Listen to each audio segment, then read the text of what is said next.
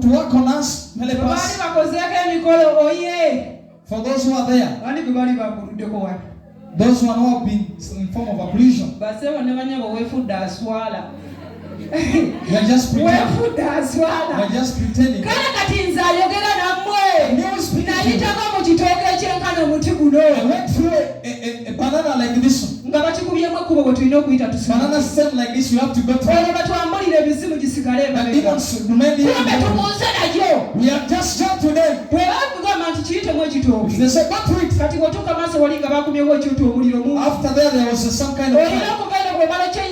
As you go through it, after jumping the fire,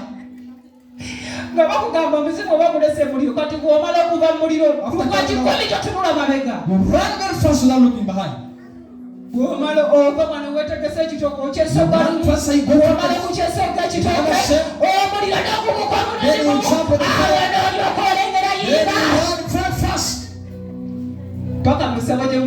To the shrine where you came from.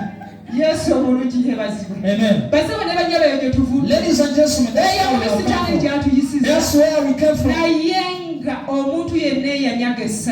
But the one who took our joy, the peace we had first, was our uncle.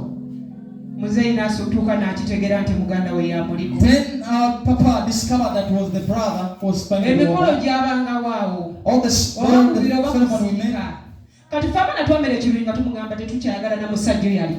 So we had that kind of envy that don't want the money even to come to us.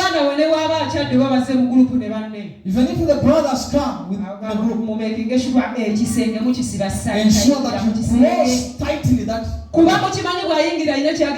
Because if we enter in that room, there is something. Yes, amen.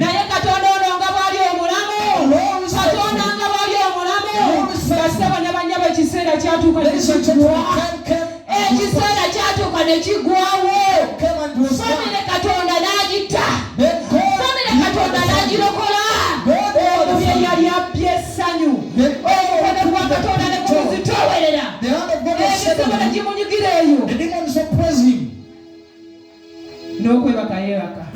And even he died. I went and buried him.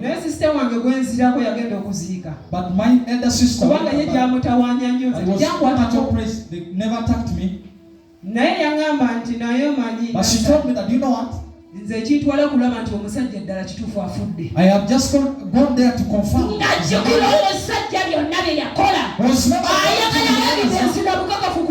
She wanted to confirm, is this man dead real? That's what took her to see, but for me, I didn't go to do that. But that was the issue. He had done something. Yes, amen. Ladies and gentlemen, there is the law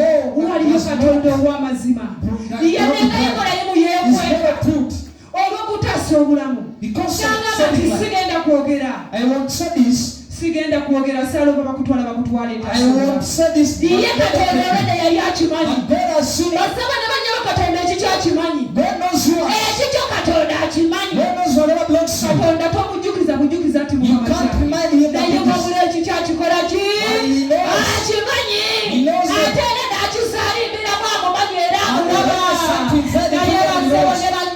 Ladies and gentlemen, anniversary. Have you stopped?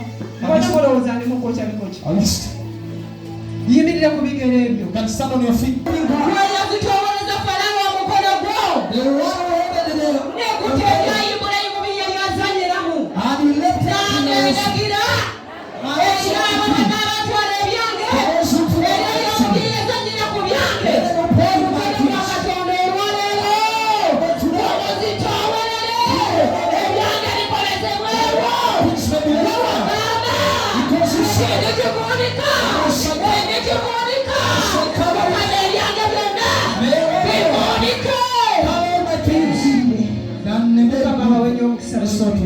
May God bless you all.